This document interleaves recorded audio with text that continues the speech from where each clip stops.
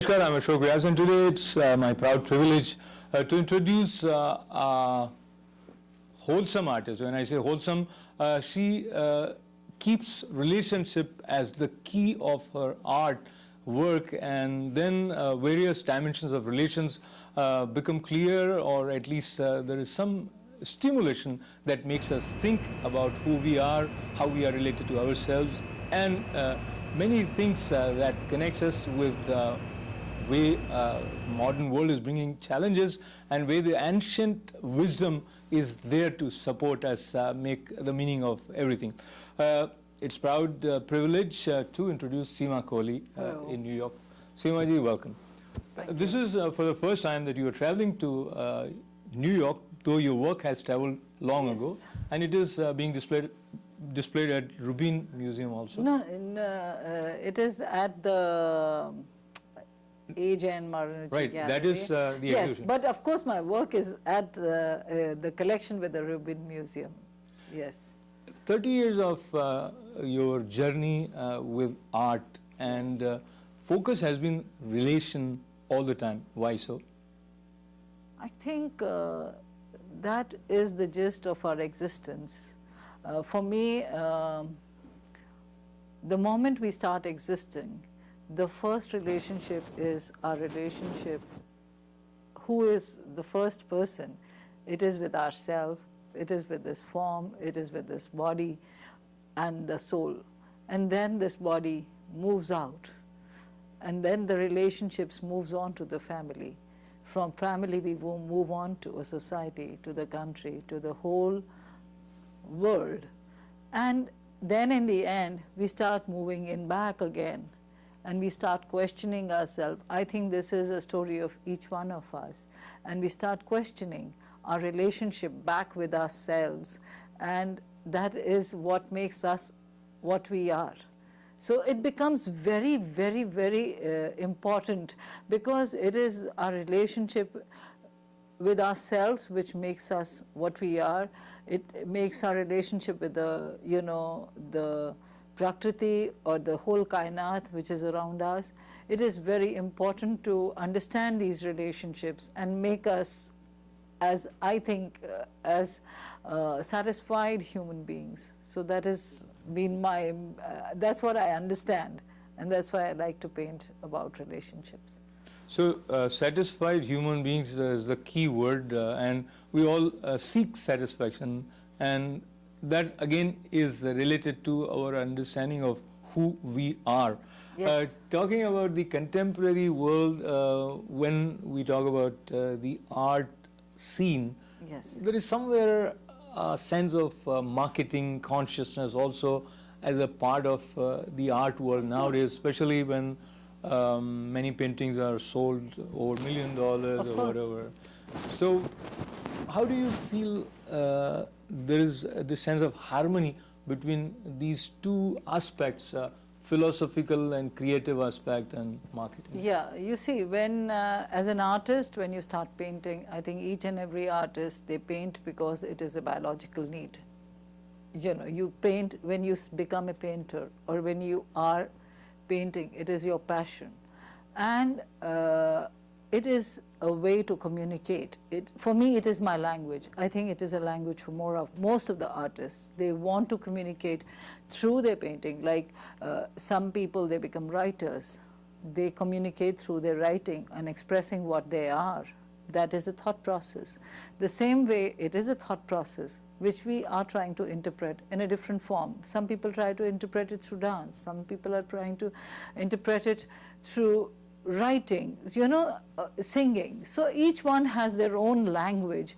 And as far as an artist, this becomes, it is a stationary thing. It is, you can't call it a product, because it is a unique thought process which has gone into that piece of paper or that piece of canvas, which you, as an artist, you put it out. The moment you put it out as a show or as or exhibition also, you are exposing yourself. But in the process, there are logistics. You know, you don't paint because there are logistics and you are going to price your painting at a certain time for this, you know, this kind of price. But at the same time, the moment you enter the outside of your studio, there are logistics. And it is absolutely, I think, you know, for me to come from India to, however romantic it may sound that I'm showing in US, it has involved a lot of money in the end.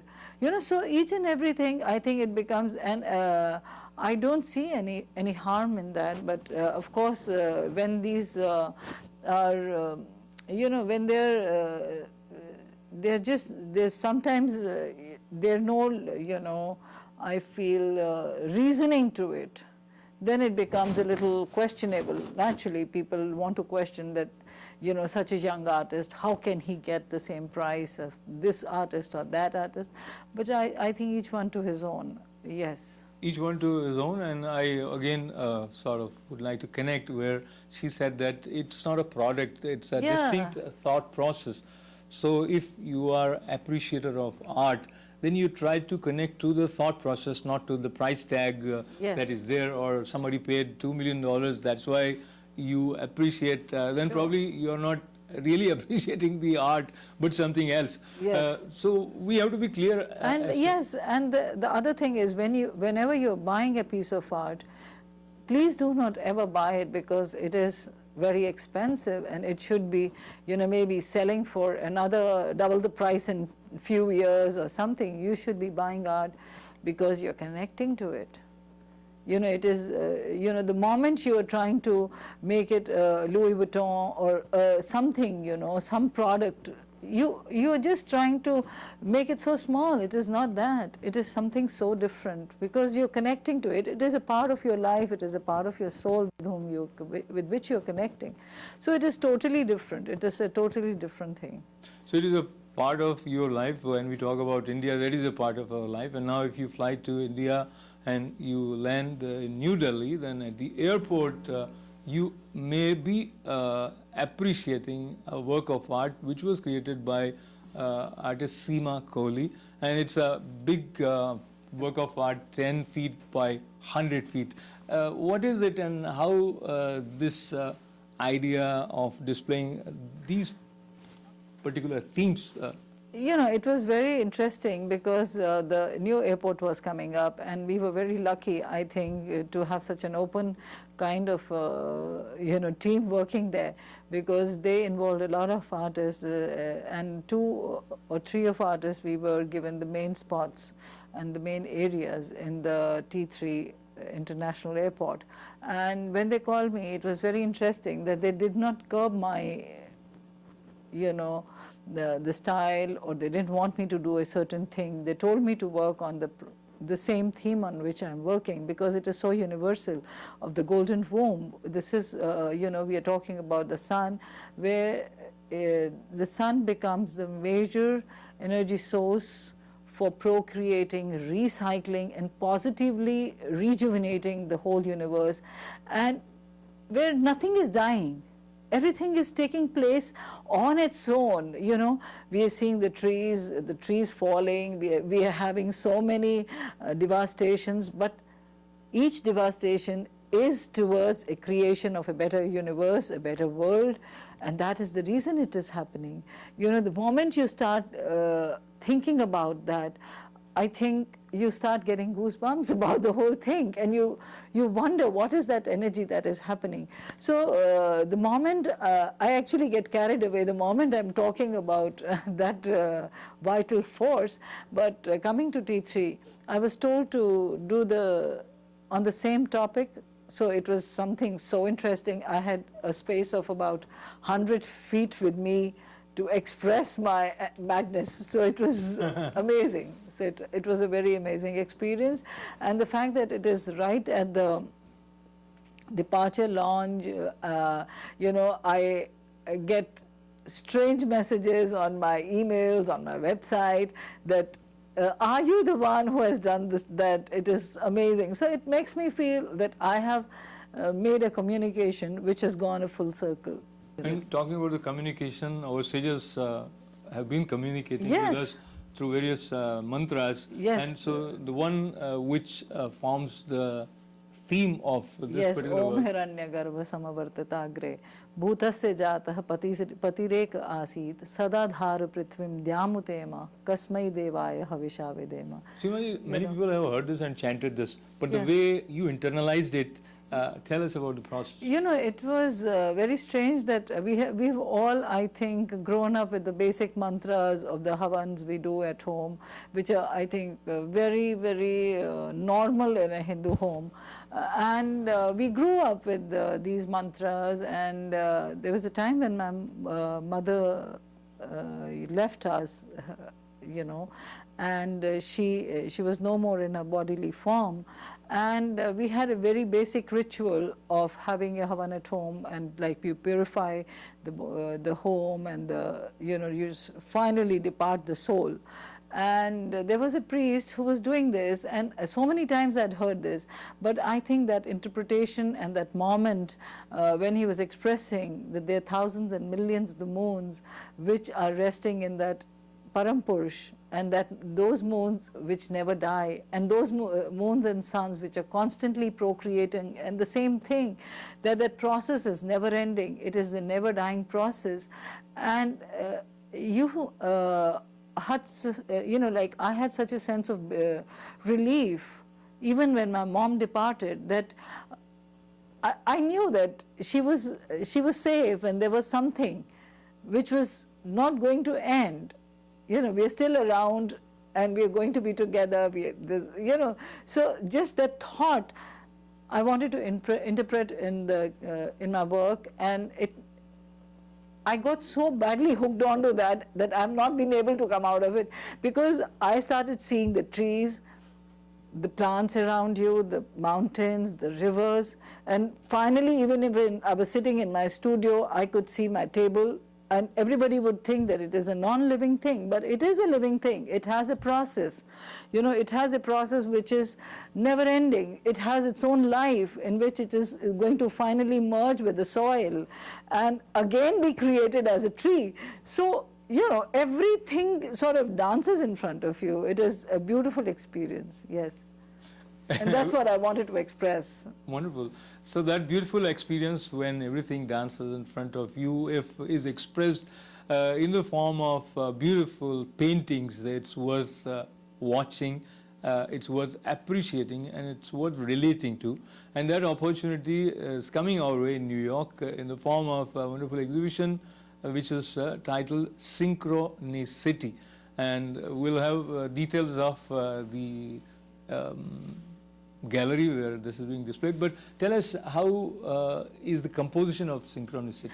I call this show Synchronicity because the whole show came about like that. It was just so many events which were happening at the same time, which were driving me to have a show, and not only a show, but for me to be here at the time of the show. So it was so unusual, because I like to always try to see that things are just not miracles. They have a definite meaning, you know, because I start seeing that where we do the simplest of the things, you know, simplest of the games children play, there is a reason behind what they do. You know, even if they're playing with their toys, being homemakers and stuff, they have a reason. So why won't that complete being or Param Brahma, why won't he have a reason?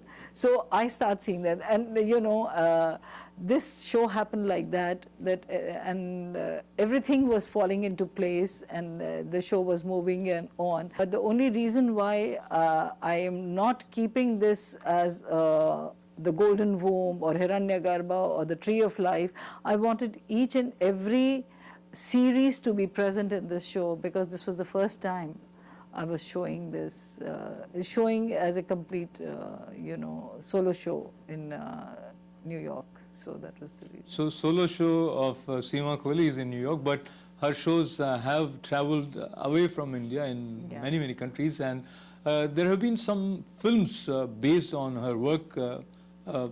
I think you were the creator of those films also. Yeah, yeah, of course. They were the installation films. They are video installation performances.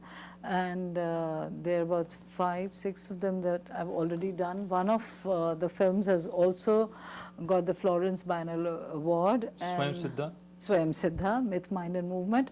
In that, I've connected the sequence of myth and mind and movement. Movement is energy.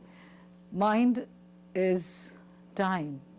And myth, of course, are the various stories, how the various stories, various elements of our mythology are binding to make this thing happen and to make us understand it. So I did that film on the creation of universe again, where time and energy, I tried to show that they are completely interrelated. Without time, there is no energy, and without energy, there is no time. They need each other for being there. So that was the main, I think it was very well received wherever I showed. I showed it in Spain, I've showed it in Florence, I've already showed it in New Jersey. There is a museum there, so I had already shown my work there also. So it was very interesting. Just sort of taking away attention from Seema ji for a second, and some of you, if you are listening to her without paying full attention, you would feel that there is some substance there, but you really couldn't get the whole essence of it. So there is a demand of concentration in order to appreciate what she's saying. And also I think that sort of distinct sensibility is needed in order to appreciate her work. This also reminds me that the cycle of creation we refer to, and we talk about 84 lakh yoniya. Yes, that was a very recent show which I had at the Indian Art Summit, 2011 in fact, and it was about the 84 million lives, 84 lakh yonis that we have. I was always very fascinated about it, because again it is talking about that constant procreation, that constant life, and in which each and every life, even as a, if you're born as a mosquito, as an ant, as a boar, I think our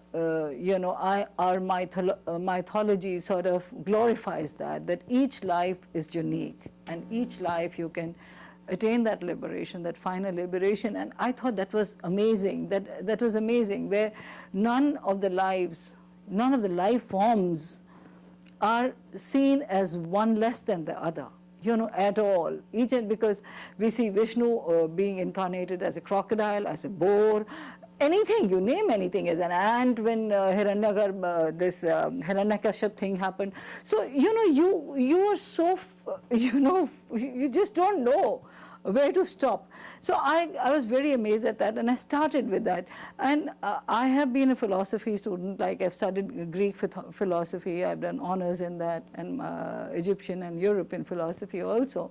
And I was very intrigued by this mythological element called Ouroboros. It is a snake which keeps on eating its own tail, and it keeps on rejuvenating. There's nothing as death. It never dies. It is constantly, that cycle is moving on.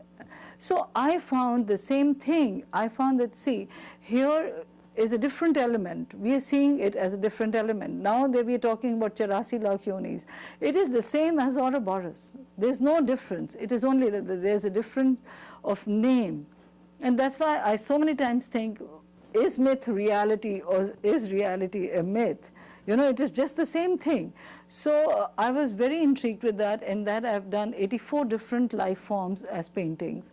And while I was painting, I wanted to perform, and I did 84 different life forms as a performance. I did a makeover from each and every life form. I became a bird, I became a snake, I became a lizard, a flower. So while I was doing this, I'm not trained theater person, and I could not move out of that performance and see it as a performance. I became the form, and it was very difficult. And in the process, I also felt sick, because suddenly the whole process becomes futile.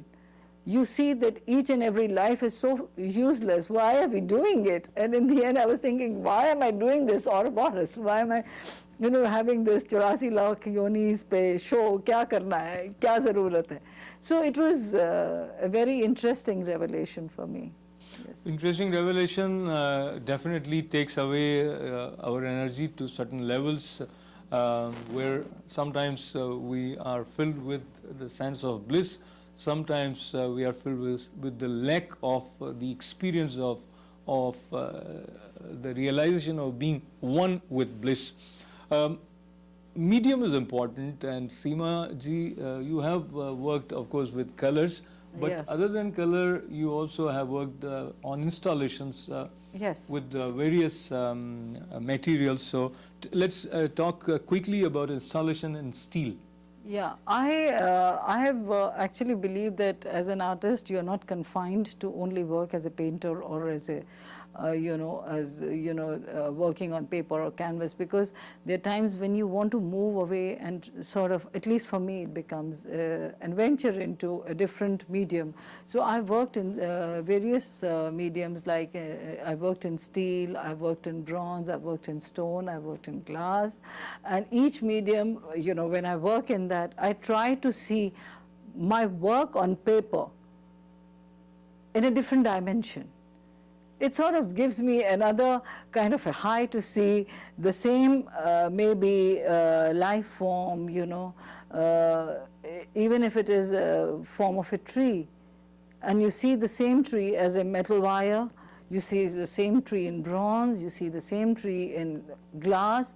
Each one renders in a very different way, and that is what I don't do. I only work in single editions when I'm working in sculptures. I do not make various editions. It is not for the profit making or the commercial sense I go into, but I make it into completely like for my own happiness that I work in. Let's talk about how Yajurveda and steel. Yeah, that was an installation which I did with Jindal Steel in India.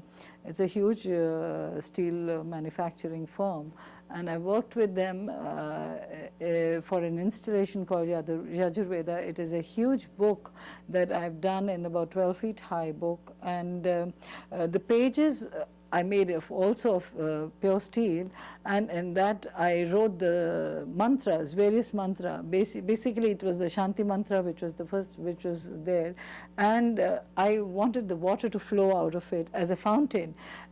The idea being the knowledge never stops. It is constantly flowing, and again it sort of rejuvenates our minds, and the scriptural knowledge which is there with us since centuries, which we may not be understanding, but it is very relevant in each and every aspect of today's life. So that was one of the... And let's talk about the installation in bronze. And there are some which are again related to energy and process of creation.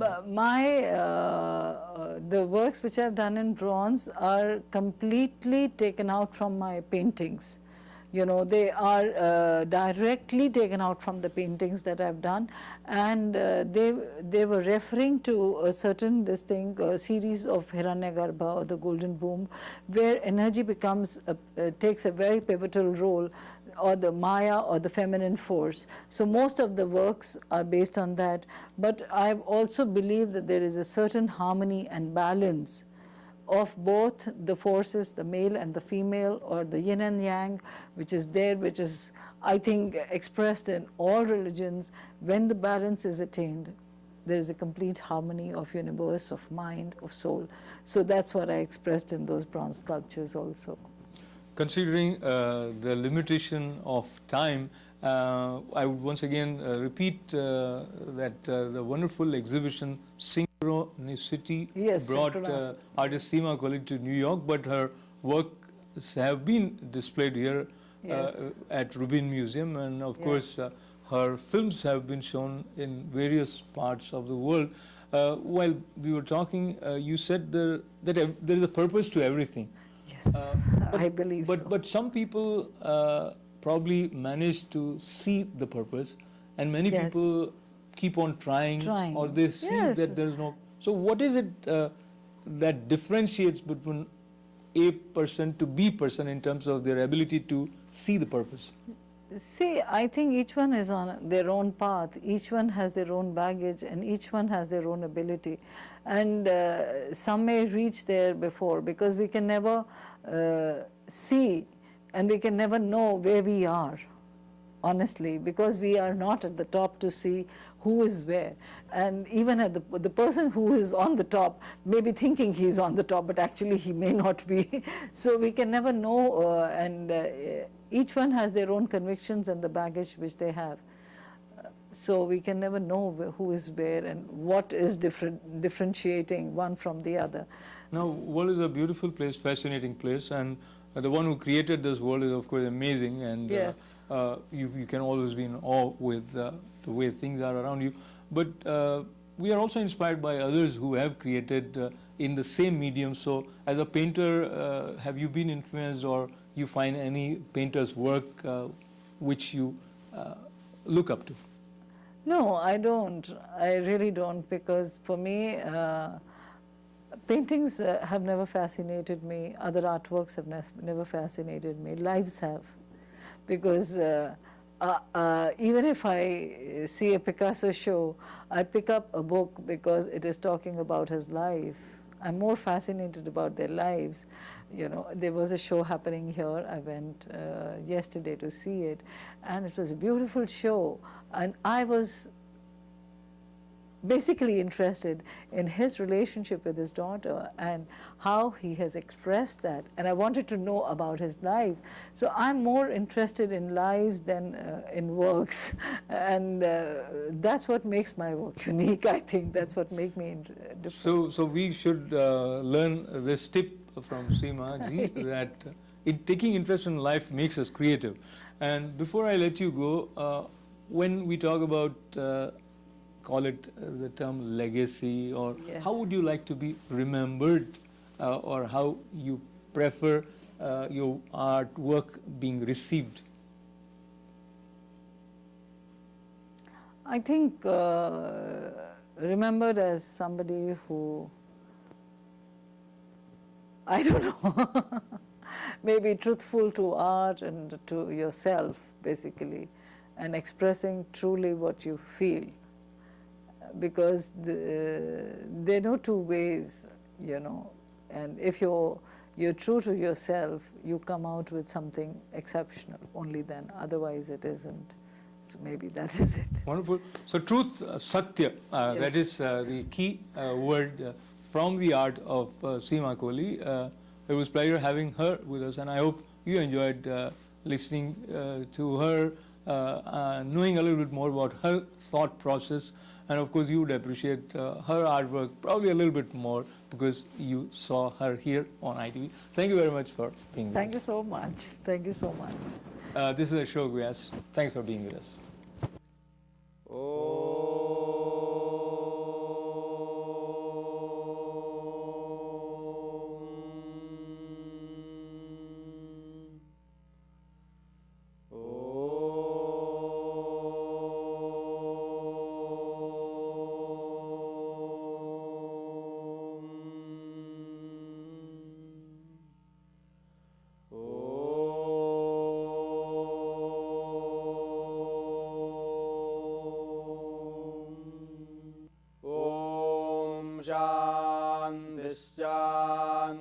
शान्तिः